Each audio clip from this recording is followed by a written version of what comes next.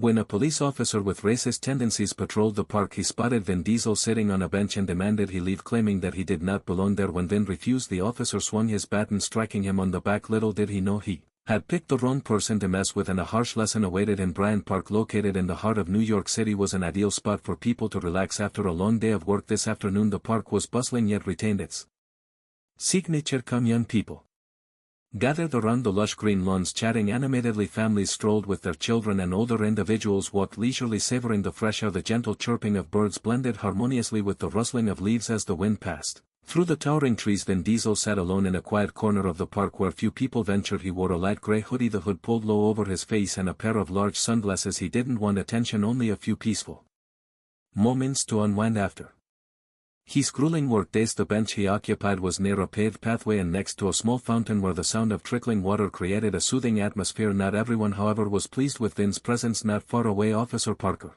was patrolling the park known in the Midtown Manhattan area, not for his dedication or integrity but for his frequent discriminatory behavior and abuse of power. Parker often targeted individuals he deemed out of place in public spaces like Bryant Park. When Parker spotted Vin Diesel sitting on the bench, he immediately felt uneasy. Vin's hoodie and sunglasses made Parker think of troublemakers. He always kept an eye on that guy. Doesn't look like he belongs in the park, Parker muttered, gripping the baton on his belt tightly. He's definitely up to no good. With that thought, Parker began walking toward Vin Diesel. His steps were heavy, his polished black boots scraping against the brick pathway producing a sound as abrasive as his demeanor.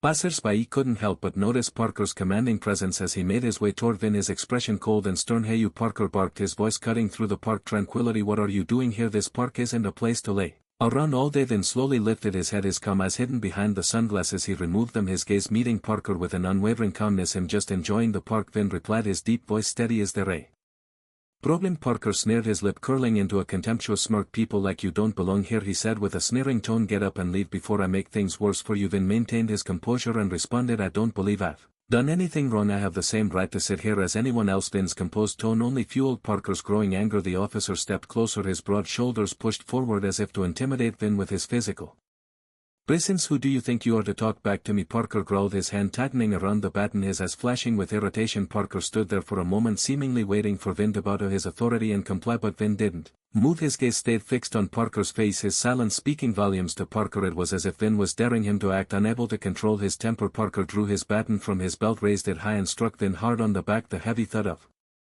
the impact startled nearby onlookers. A few people stopped in their tracks, their faces etched with shock. Vin leaned forward slightly from the unexpected blow but quickly regained his posture. Vin's full frame slowly rose from the bench, his towering figure now casting a shadow over Parker. As Vin turned to face the officer, his eyes burned with a steely resolve. The calmness that had been in his gaze moments earlier was replaced with an intense and unwavering determination. Parker stood his ground, refusing to back down. He smirked, attempting to maintain his arrogance. "What are you going to do now? Hit me back," he said mockingly. Onlookers began to gather, some pulling out their phones to record the escalating situation. The tension between Vin and Parker seemed to make the air around them heavier. Vin remained silent, but his expression spoke volumes. He wasn't afraid, nor did he falter. His composed demeanor left Parker even more uncertain. What had started as a minor confrontation now drew the attention of the entire corner of the park. Parker looked at Vin Diesel with unmistakable anger in his eyes. Vin's calm demeanor felt like a direct challenge, especially as people around them began to notice the situation. Taking another step forward, Parker's voice grew sharper as he repeated his demand for Vin to leave the park. "You've got no business here. Don't make things harder for yourself." Vin stood firm, his posture straight and unwavering. "I have as much right to be here as anyone else," he replied, his voice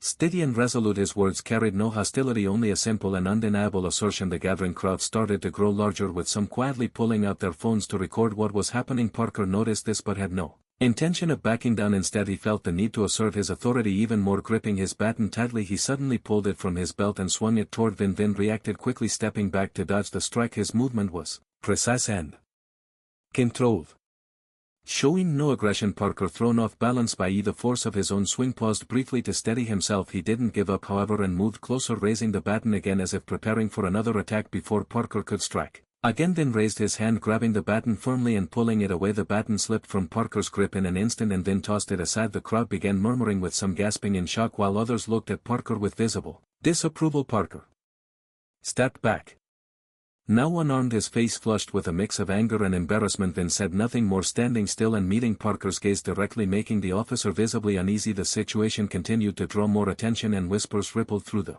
Growing crowd. As Parker struggled to regain his composure, two other police officers arrived on the scene. They approached quickly, their eyes scanning the scene before them. One officer, Blake, moved closer to Parker while the other officer, Martinez, turned to the crowd to gather information. Blake noticed the baton lying on the ground and then looked at Parker. "What's going on here?" he asked, his tone calm but authoritative. Parker, still trying to maintain some semblance of control, pointed at Vin. "He attacked me. I told him to leave but he refused and took my weapon." Blake turned to Vin Diesel, his expression neutral but inquisitive. "Would you like to explain what happened here?" he asked, his voice neither accusatory nor dismissive, only seeking CL. Vin took a step forward, standing tall as he spoke. "I was just sitting here enjoying the park. I wasn't doing anything wrong, but he came over and started harassing me without reason and then he attacked me." Blake nodded as he listened. Martinez, after speaking with several members of the crowd, returned to Blake. "I've reviewed a video from one of the bystanders," Martinez reported. "Parker initiated the attack. Vin was just defending himself." Blake frowned, his expression growing more serious as he turned back to Parker. "If this is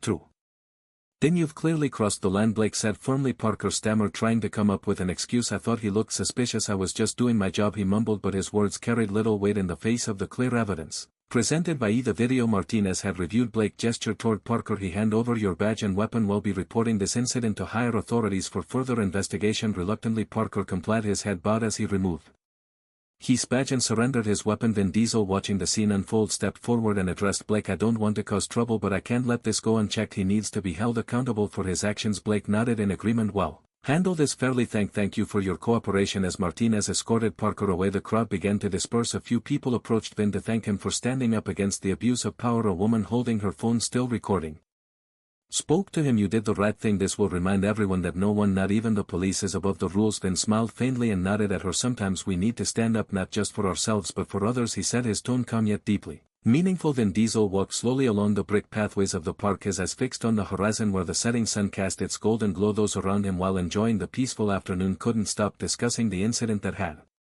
just unfolded. A few people approached, offering their support with simple words of thanks, nods of acknowledgement, or looks of sympathy. A middle-aged man wearing a faded shirt and an old baseball cap stepped closer to Vin. His voice was horror but warm. "You did something many of us wouldn't dare to do," he said, gripping his cane tightly. "We need people like you to remind us that injustice cannot be ignored." Vin looked at him with gratitude in his eyes. "Thank you. I just did what needed to be done. Sometimes doing nothing is the wrong choice." The man nodded, his hand trembling as he patted Vin gently on the shoulder. Before walking away, the young boy Vin had met earlier reappeared, clutching a small notebook and a pen in his hands, his eyes shone with admiration. "Can you sign this for me?" the boy asked, his voice quivering with excitement. Vin smiled and knelt down to meet the boy at eye level. Taking the notebook and pen, he wrote a short but meaningful message. "Courage is not the absence of fear but the act of moving forward."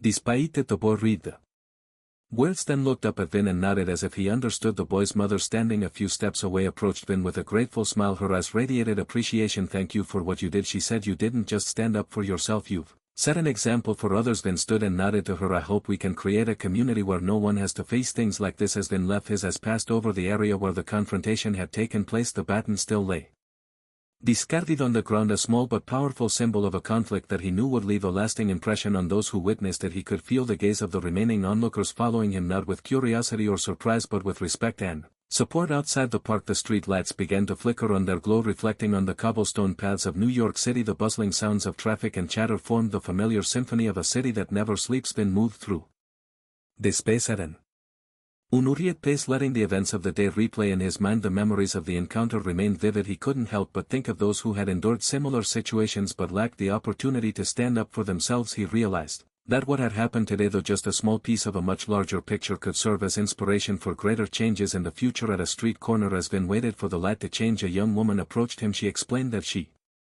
had recorded the entire incident and wanted to share the video on social media. "I think people need to know what happened today," she said, her voice filled with determination. Vin looked at her for a moment before nodding. "If it can help people see that they're not alone, then do it," he said. The woman smiled in gratitude and walked away, leaving Vin staring ahead. The light turned green and he continued on his way, blending into the flow of people hurrying home after a long day. Yet his steps remained calm and measured, a stark contrast to the city's frantic energy. In his mind, the words of the middle-aged man, the young boy and the boy's mother echoed. He understood that he hadn't stood up just for himself but for everyone who couldn't. What had happened today wasn't an ending but the beginning of a much longer journey. As night fell, the neon lights of the city illuminated the towering buildings. Then glanced upward at the sky where stars faintly sparkled between the Skyscrapers. A sense of relief washed over him, accompanied by a renewed resolve. Turning onto a quiet street, Vin stopped in front of a familiar coffee shop. He walked in, ordered a black coffee and found a seat near the window. Taking a sip of the warm drink, he gazed outside at the ceaseless movement of the city. He felt part of its rhythm, yet at the same time as though he stood outside it, observing and reflecting. Thoughts of justice, injustice and personal responsibility filled his mind.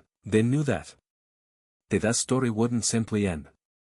It would live on in retellings, in videos and in conversations among those who had witnessed it, and he hoped that somewhere it would inspire someone else to stand up for what's right, just as he had when Vin Diesel rose and left the coffee shop. The glow of streetlights cast his tall figure in a soft light. His steps were slow but deliberate, each one purposeful and meaningful. He didn't need words of praise or admiration, only the knowledge that his actions had made a difference, no matter how small.